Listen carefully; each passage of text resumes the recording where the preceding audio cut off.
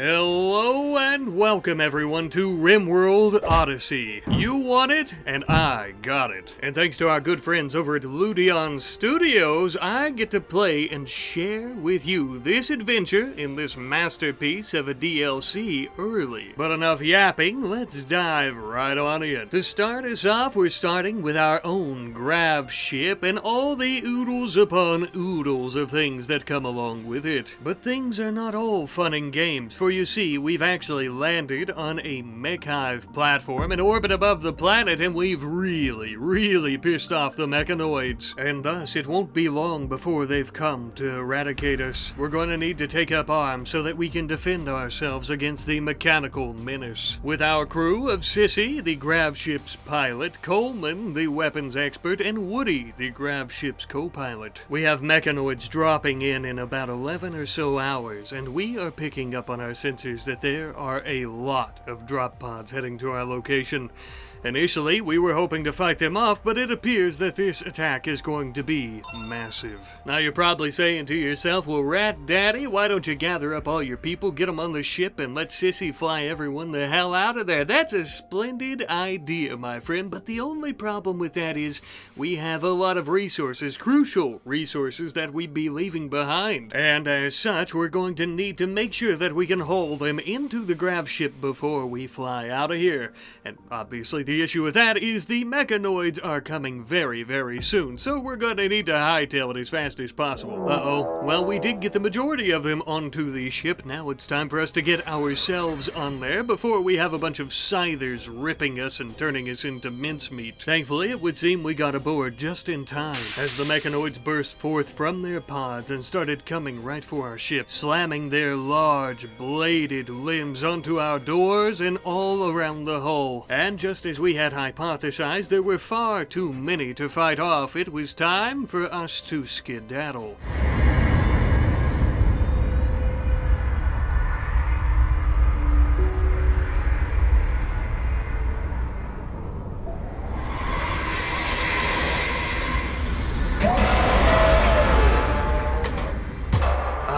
Landed safe and sound. Well, kinda. Looks like we might have damaged the ship's engines a little bit on our landing, but we were in a bit of a hurry. This also may have had something to do with our pilot's ability, our crew count, and also how many thrusters we have, but on the bright side, we are alive. And after some minor engine repair, the ship was fine too. And our spirits were much higher after seeing the beautiful landscape that we had arrived in. Right in the middle of a gigantic, fabulous, flowing river that was branching out in several directions. A vast landscape filled with gorgeous, wonderful wildlife as well, it would seem. But I'm afraid our sightseeing is over with, as we have work to do and time waits for no one. Unfortunately, the ship's grav engine does not produce any type of power. It simply allows the ship to fly, and thus power is going to be one of our highest priorities, right next to a safe place to sleep that isn't too crowded. Since nightfall will be upon us soon, we are going to be working on the latter of our priorities with a semi-shelter that we can actually build some proper beds in. Of course, we're going to collect some extra wood. We already have some in the ship, but it never hurts to have a little bit more. And with that, as the sun was setting, we would begin constructing ourselves a small canopy and 3 makeshift wooden beds. It was far from luxurious, but it sure beat sleeping on the ground and was twice as comfortable, kind of. Sleeping next to the flowing water was nice though, as the sounds of the roaring river rocked us to sleep like a baby's lullaby. After some much needed shut-eye, we could finally start taking care of that little power production problem with a wood-fired generator. In retrospect, I do wish I would have built a chem fuel generator inside the ship,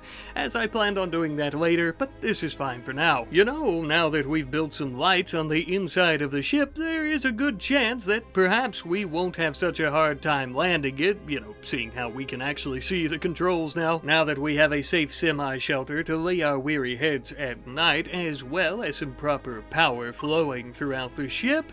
I think it's about time that we worked on our third priority, expanding the ship. As you heard me mention earlier, we didn't want to sleep in there because it is extremely cramped, and we can't even walk through the darn thing without stepping over all of our resources, so we plan on remedying them. But this takes resources such as our limited amount of grav light panels, so if we plan on expanding past the ones we currently have, we'll need to go and find more, but even more importantly, it takes time, so we'll check back in on that in a moment. In the meantime, as we're working on the ship, Sissy, being its pilot, has decided that we should give it a proper name, as you would with any good vessel.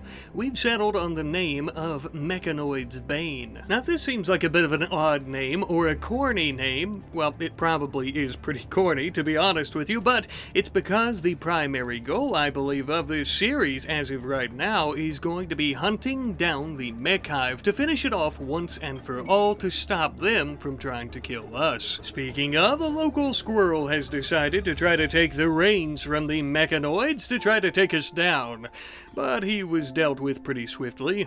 Ah, you poor dumb animal. Now that we've railed that little rodent, let's check back in on the ship. As you can see, the construction of our new additions are going quite well, I must say. Now that our ship has a big, beautiful backside for our thrusters as well as our crew cabins, one might even call it voluptuous. But more importantly, we were all quite excited to have some actual bedrooms, not only individual rooms, but just something that's not outside, as it was much more safe in here as well as much more comfortable. Alas, though, we could not hear the river quite as well, but the ship giveth and the ship taketh. Our rooms would be even better, though, once we take some of these ancient urns and put at the foot of our beds.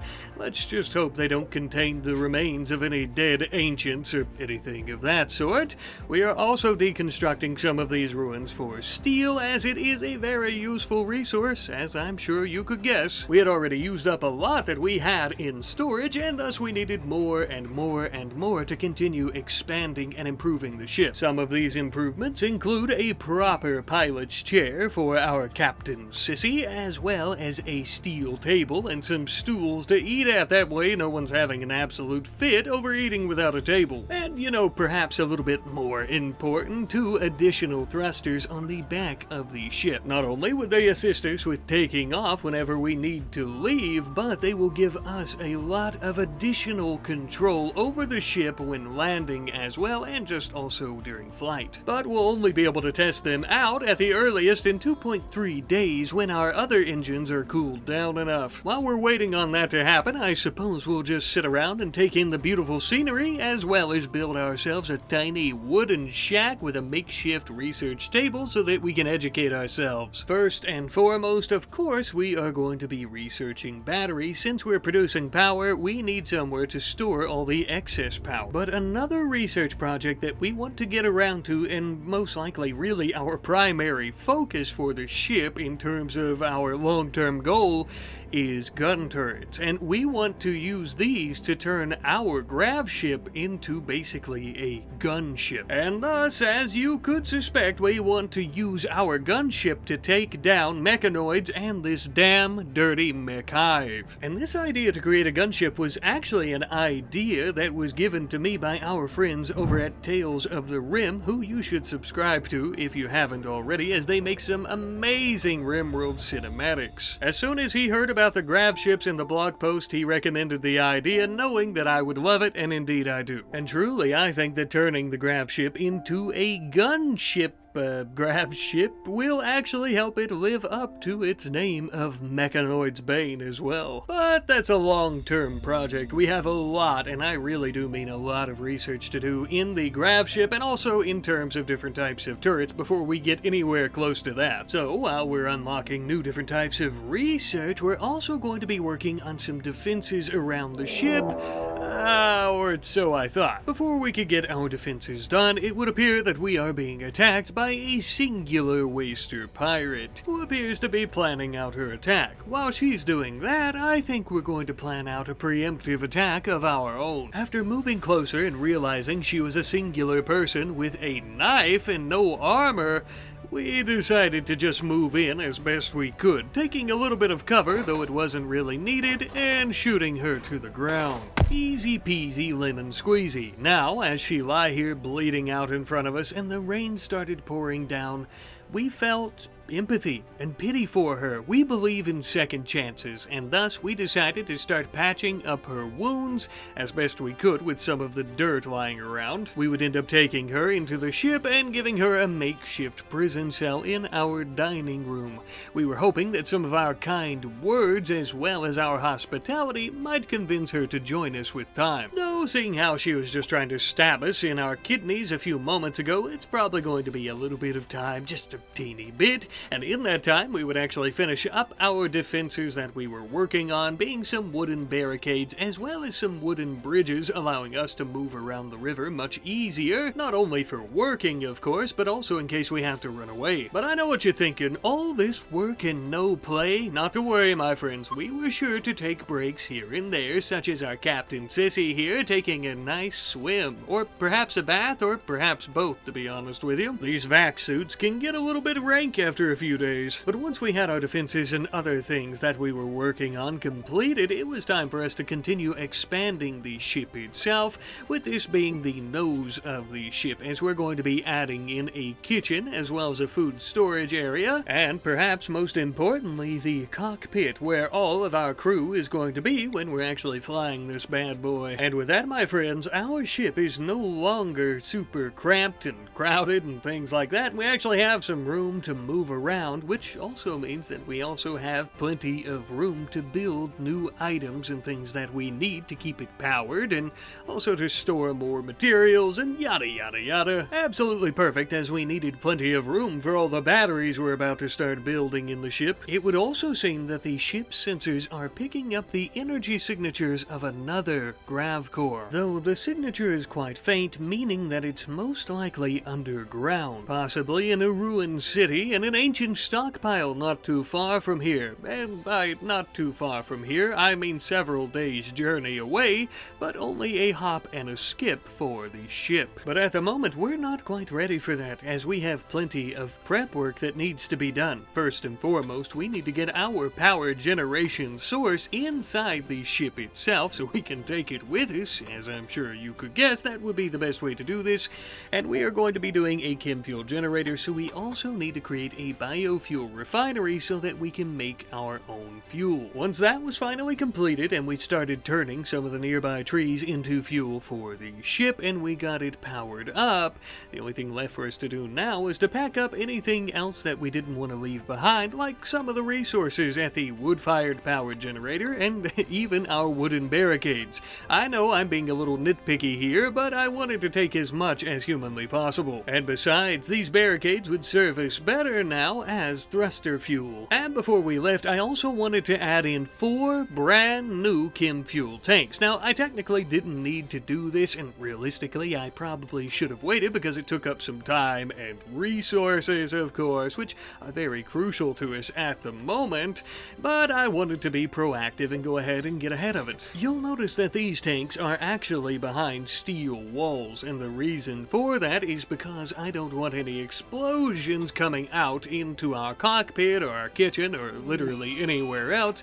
and their blast will be contained if it happens. For the next few days, we are going to be working on refining plenty of fuel and fueling up these new tanks. That way we have plenty of excess in case we were to need it. I know, I'm being overcautious, but I prefer to be prepared for what the unknown holds. The only issue is that we've spent so much time in this area, we've eaten up all of our rations, so we're going to have to start producing processing our own food. Lucky for us though, we have a couple of firearms and the ibex in the area don't have any, so all of the wildlife around these parts were fair game. And paired with some of the wild berries that grew around here as well, they were the perfect protein and carb source for us, keeping our bellies full and our minds clear. For the next few days, we spent most of our time collecting resources like food and wood, and turning that wood into fuel, of course the raw meat and berries into cooked meals and things like that, filling up fuel tanks, and also just making some minor improvements to the crew's rooms with some proper end tables and dressers, making everyone that much happier. It was also during this time that Ditch, the waster pirate in the bowler cap that was trying to stick us in the back with her little shiv, you remember her, she finally joined us, thankfully. But the bad news is, it would seem that her colleagues have come looking for her. Now, I'm pretty sure we could take them on and finish them off, but I don't much want to take the risk of any of us getting injured, or even worse so, getting killed. Besides, we're basically ready. Now, the issue is we can't exactly reach our destination, and this could be from the added weight of all the new additions onto the ship, including the new fuel tanks, so we'll have to make 2 little jumps.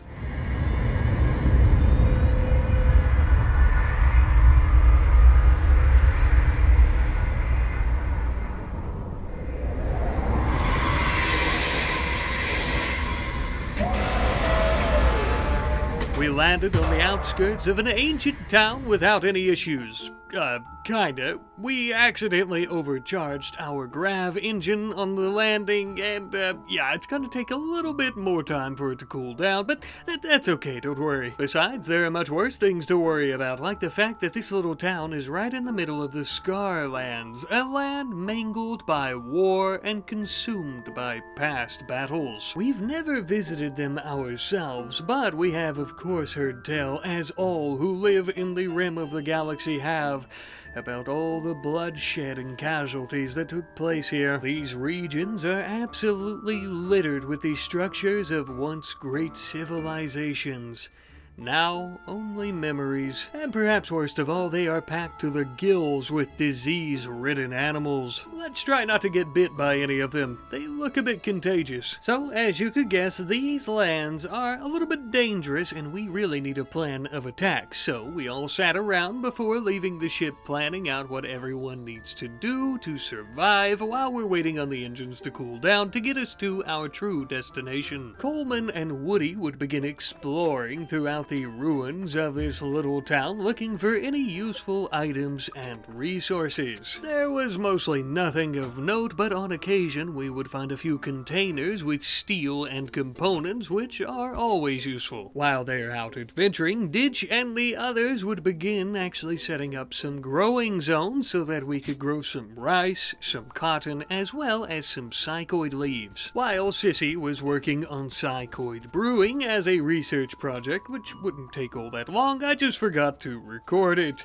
And the reason that we're growing these, rice to eat, cotton because we need some cloth to make clothing and we can also sell it, and of course psychoid because Ditch is going to go absolutely insane if we don't get rid of her psychoid dependency deficiency. Once Sissy was finally finished up helping us do some planting as well as research into brewing, we would now begin on smithing so we can start down the tech tree towards gun turrets as previously mentioned. And since we don't have any of those at the moment, we are going to start deconstructing some of the ruins in the area using the slate and limestone that we're getting from those to make ourselves some simple defenses. Nothing too fancy, just some barricades that we can take cover behind while in a gunfight, and we also threw some rock chunks in there for good measure. At one point, it looks like Coleman was flirting with Sissy, the captain, and now the two of them are having an affair. This was quite surprising, and the reason for that is I didn't realize that Coleman was a married man already. Oh, you filthy little slut. The reason I'm sickened by Coleman's infidelity, well, also not just because they're cheating on his wife, but because I have a feeling Sissy has no idea about it. There's no one around to tell Coleman's wife. You make me sick. Well, other than the scandalous behavior of our crew members, we ended up finishing smithing, and we are now going to be starting starting on machining. Don't worry, I won't tell you every single time we do one of these projects, but just these two, I guess, for now. After we took a good bit of time to collect more resources like steel in the area, as there was quite an abundance with all these structures around here being made of steel as well as stone blocks, we ended up using these resources to create ourselves another extension onto the back of the ship, as well as a storage facility within the ship in this new area. Okay, without the fancy talk, I'm gonna be real with you here. It's just a big, long hallway with more shelves, okay? I'm sorry. The main point, though, we can hold more stuff, which is always great. Sometime later, we finally had our very first harvest of rice, which was perfect because we were beginning to run dangerously low on food, and I really didn't want to have to try to hunt any of these diseased critters. We also ended up having our very first Outlander trade caravan encounter, and it just so happened to be our luck that they were trading weapons. They had a pretty sweet, good quality LMG, and they were willing to trade it for a little bit of our medicine and components, so we accepted. We would give this weapon to our newest member, Ditch, not only because she desperately needed a weapon, of course, but also because she had the best shooting skill out of all of us, with it being an 8. Yes, our weapons expert Coleman only had like a 5. You know what? I'm starting to really not like him. I'm also quite glad we bought it when we did, because it wasn't long after that we started having to fight off some of these batshit crazy Scaria-infected pumas and other animals in the town. Speaking of which, as we are exploring the final bits and bobs of this town, we ended up spotting something interesting. This little death triangle happens to be a hunter trap. When activated, out comes a hunter drone, basically an automated bomb that will follow you around until it explodes. G-O-G, I bet this thing would really hurt if it exploded on someone. Foreshadowing. Well, I have no interest in getting Coleman killed, even though he's a filthy, no-good cheater, so we're gonna lock this building up and never touch it again. On the opposite side, though, we would end up finding an ancient uplink that no doubt has some useful information. So we would have the captain and all her intellect come down and begin hacking it. Once she was finally completed, we indeed got some intel. Apparently this town was the staging ground for some orbital mining operations, and this uplink just so happened to have intel about a plasteel asteroid in orbit around the planet. This could be quite useful for us once we're finished with our current quest, that is. Late one night we were all sleeping, and things were as silent and as quiet as could be, until some Neanderthals walked into town looking to stab a little old me. It looks like it's only a couple of them, but if I know Neanderthals, I also know that they're tough as nails, and it's gonna take a lot of bullets to put them down.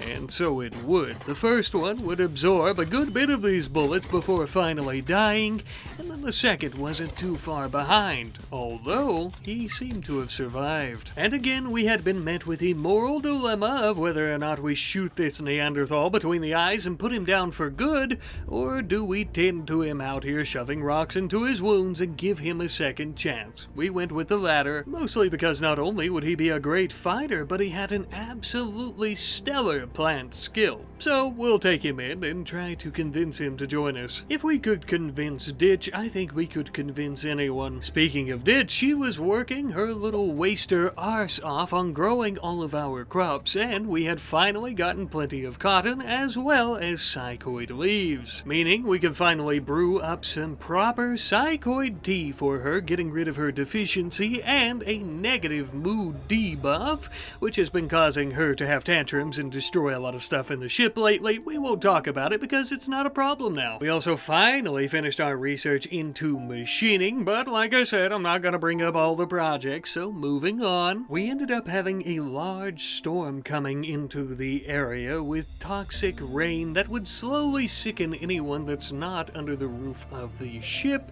so we locked everyone inside. This type of weather seems to be quite common here in the Scarlands. what with all the pollution and nuclear radiation and, you know, stuff like that. A couple days later, once the rain had finally let up, though, I noticed one of these beautiful bog hounds. Basically, a dog that used to be a dog and is now kinda sorta a wolf. And I wanted to tame it. Woody went out with a little handful of rice, and to my surprise, we easily ended up taming the bog hound. I think it's just Woody's great animal skill, and to be honest, I couldn't believe we had done this first try.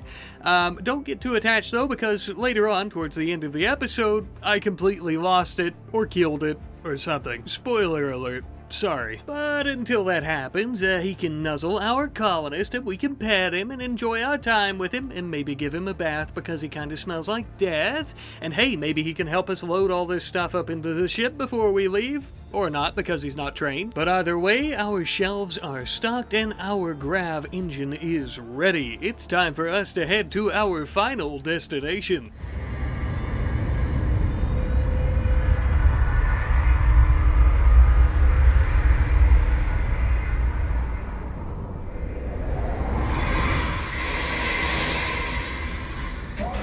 And with that, my friends, we have finally entered the heart of the city. As is becoming tradition at this point, our engines were slightly damaged during the landing. Okay, we're still trying to get our sea legs, or grav legs, whatever you want to call it. Shortly after landing, we had also convinced Dragon the Neanderthal to join our worthy cause. Thank God, because I need someone with a tough head to beat open these underground entrances. Just kidding, I wish that's how it worked. We actually have to hack them, which is where Sissy's specialty comes in handy, as she has the big old brain on her. Even so, though, hacking these types of places were very tedious, as we would constantly get locked out for several hours and we would have to come back and try again. And while we were at it, we also finished up research into blowback operations. Wait a minute, didn't I say I wasn't going to tell you every time I'd done this? Indeed I did, but this time it was important because our next research project, gun turrets. A shame we didn't get it completed in time to take any down into the underground stockpile with us, but we had enough manpower, I don't think it'll be an issue. This place gave us the heebie-jeebies, I believe you call it, not only because of the red ambient light around every corner, but as we started hacking these doors and walking through different rooms, we didn't know what was going to be around every corner. We would end up finding a couple of ancient spacer crates with some well-preserved hyperweave inside, but don't let looks fool you. Letting down our guard now could mean that we end up getting killed in a moment. We would continue our righteous exploration of this stockpile bunker, whatever it was, under the city, and really all we ended up finding was more empty rooms and also a few pallets of survival meals, which would definitely come in handy, but there was no grav core nor any type of grav tech here at all. I was quite perplexed by this, and then I realized above ground in the city there were 2 more of these underground stockpiles.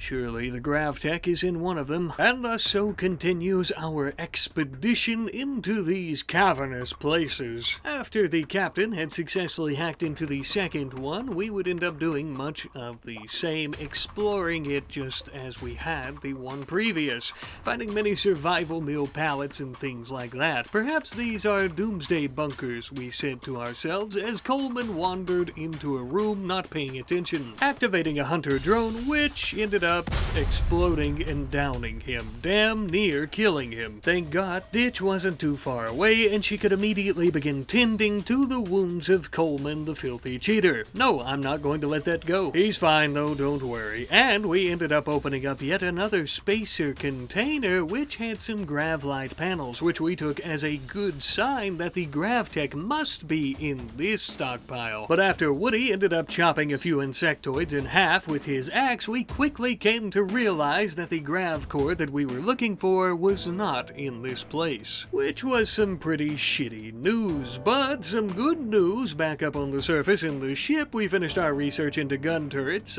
and some even better news is if there's only 3 of these stockpiles and 2 of them didn't have the tech we're looking for, third time's gotta be the charm, right? Well, we sure hope so. You know, we finished up that research for turrets, but we didn't end up bringing any down here with us because, well, all the other ones really didn't have anything that concerned us. A big mistake on my part because the very next room in this place had another hunter drone which just about got us, but thankfully did not. Defenses seem to be a bit better in this place, and I can see why after another spacer container revealed a great big seed. Not just any great big seed, this was the Archean seed. Apparently this sprouts an Archean tree eventually, which can convert nearby terrain into rich soil. It can apparently completely terraform dead worlds and can survive in the vacuum of space. I see why defenses are so great here, as this can turn a completely barren planet into a lush forest world. But as we continued on throughout the facility, we were swarmed by swarm drones. Thankfully, these little basketball-sized bastards don't explode and they simply try to beat you to death. So we could come in, start hitting them with Woody's axe and shoot them right between the eyes, I guess you could call it, with Sissy's pistol. And once they were finally finished off, we could explore this room, finding many gravlight panels and, yes indeed, even the gravlight core. Finally, what we came here for, right in the palm of our hands. Now, look, call me a coward if you want, because I definitely am, but I don't want this series to end before it really even begins, and even though this facility probably has some really great items all throughout it, still, because this is the best one with all the great items that we've explored thus far, I didn't continue exploring because it was too darn dangerous. So instead I opted for chucking all of the items that we had collected up the ladder and then going back to the ship, along with our new grav core, of course, which we would immediately use to build ourselves an extender onto the back of the mechanoid's bane. And this would increase our part capacity from 500 being the max to 750, and would also give us a much larger area towards the back that we could use to build. Now, from what I understand, collecting this gravtech is also going to help us find out where the mechhive is in orbit, or wherever it may be. I believe it's in orbit, but it is also going to get us one step closer to a gigantic gunship, which is also very important to us. Speaking of which, now that we found our first core, we're also going to try to start working on standard gravtech as our research. The only problem is microelectronics is in front of that, and it's going to take a very long time. Using some steel, I ended up building 2 new research tables to help us out with getting this done as quickly as possible, and I'll do my best to summarize the events and try to leave out some of the boring stuff until we get that finished. That way I don't bore you to tears. First things first, we ended up a couple days later having a sun blocker set up by mechanoids arrive in the area to, well, block out the sun. So, even though we didn't exactly have to, I thought it might be fun to go out and to teach these mechanoids who's boss, sending out Dragon, Ditch, and Coleman. Once they had finally arrived after traveling on foot for quite a while, we had seen that most of the defenses were on the southwestern side, and so we were just going to completely avoid that area. Using a spear and the butt of our rifles, we bashed the door in and we started attacking the sun blocker until, well, eventually there was no more sun blocker. Easy peasy lemon squeezy. Simple and straight to the point, and again, because the defenses were on the opposite side, we left without incident, returning home not too long thereafter. For quite a bit of time, we would collect resources like trees in the area. What few trees were sparsely populated throughout the scarlands, that way we could turn them into chem fuel, completely filling up our generators and our chem fuel tanks. We also had a minor raid during this time, but we killed them all no big deal. While exploring the city, we also ended up finding an insectoid hive, and I thought for sure that they were going to catch Dragon and eat his intestines, but we managed to scare them off, it would seem, and, well, they didn't really care anymore, and we never went back. And then, finally, after what felt like forever, we finished microelectronics. Whew. With this very important research under our belts, we could also build a high-tech research table. Things should go much smoother and much faster now. And naturally, our next step in the research tree was going to be standard grav tech. Now, this wasn't exactly a requirement for the moment, as there is also some other research we need to do to make oxygen and things like that, but both are quite important, so we're going to go ahead and start with this one. And I could already tell it was going much faster. This was a breath of fresh air compared to microelectronics. We finished it shortly thereafter. Now we finally have quite a few new parts unlocked, such as large thrusters. The only problem is large thrusters also require vaxstone blocks, and vaxstone blocks can only be obtained from asteroids. And to go into space, to land on an asteroid, we're also going to need some technology that can create oxygen and seal the ship so that people, don't die. I think you see where I'm going with this. So next up on the chopping block is going to be orbital tech that will allow us to build vac barriers and oxygen pumps. Very, very, very crucial things. But as we're doing all this research, the mechhive had finally determined our location, and thus we couldn't stay here for much longer. It was time for us to leave. We would actually begin flying the ship to the south. This way we would be in position to jump to an asteroid next.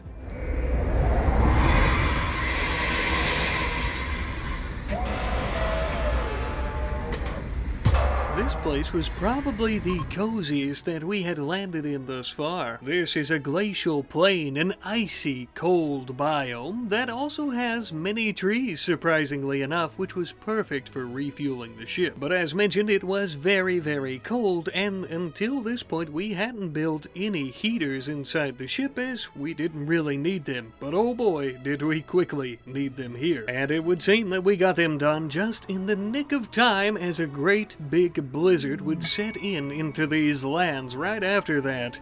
Not to worry though, inside the ship is toasty warm as mentioned, so we're all good. Plus, our vac suits do extremely well in extreme temperatures like this.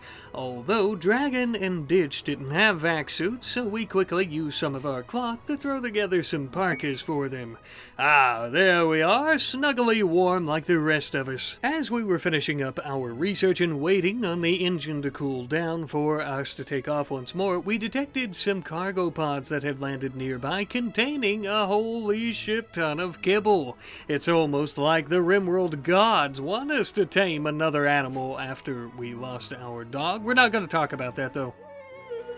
Let's talk about our new possible pets, these teeny little sparrows. I really wanted to get a flying pet, and I was going to be absolutely thrilled to have a sparrow or a raven or something like that. But alas, the luck was not in my favor, and we failed every single time. And I think we tried like 8 times. That's pretty bad. On the bright side, though, even though we were striking out with sparrows, we would knock orbital tech out of this world, baby. Finally completed, giving us access to all the things that we needed to go into orbit. First things first, we're going to be building some oxygen pumps. One that is going to be in the main area here, and we're going to open up all the doors in our crew cabins and stuff. That way it's actually feeding through all the rooms. And we also ended up building one in the kitchen. That way we can close that door in case we need to seal ourselves in, that sort of thing. Next up, we were going to build something of an airlock. Kinda, sorta. We're actually going to be using vac barriers just on the outside of our steel doors. It's kinda like a force field door to seal in the temperature and the oxygen, as I understand it at least. And with that, my friends, we are ready for orbit.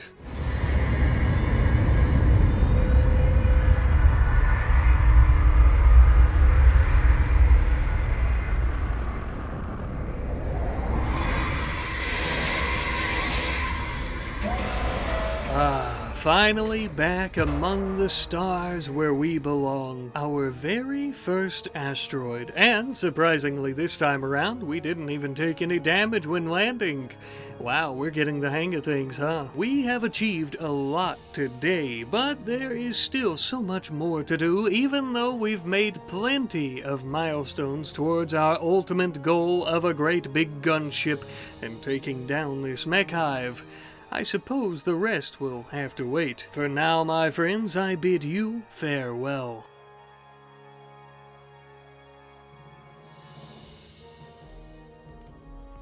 Well, hello there! Thank you ever so much for watching today's episode, the very first episode in the RimWorld Odyssey DLC. This has been amazing. This DLC is really fun. It really is incredible. I'm having a lot of fun. There's so much to it. There's so many quests, so many new items, just so much to do. And, I mean, obviously, full disclosure, as I mentioned in the very first part of the video, the first few minutes, Ludion did give me early access to test it out and to, show you guys and let you experience it along with me before the actual release date. But all full disclosure here, it is actually a lot of fun. If they didn't give it to me early, I'm sure if you've watched me talking about the blog post, you probably saw that I was already in love with this DLC before it even dropped, before I even got a hint of playing it, right? So I would highly recommend it if you guys want to try it. It's a lot of fun. It really, really is a lot of fun. By the time that you're seeing this, I should have the second episode up on my Patreon. So if you are part of the Rat Specialist here, you can go ahead and watch the second episode right after this, if you so choose to do so. If you'd like to join the Patreon, of course, there's a link in the video description of every video. But yeah, I just want to say, I mean, this is a lot of fun. I really hope you guys are enjoying it. I hope you've enjoyed this episode, and I hope you love the series that we're going to be doing here. I have some pretty big plans, discuss some of those in this video, and I haven't discussed all of them. But of course, I always love to get the feedback from you guys and the suggestions and things like that. What would you like to see in this series? What would you like to see us do? Again, episode 2, kind of already recorded, already planned out. By the time that I am releasing this, I might already be working on episode 3. But I'll still check the suggestions and stuff like that. You guys are always amazing with that stuff, and I always really appreciate it. So be sure to let me know what you think in the comment section down below. I love you guys, and I will see you next time.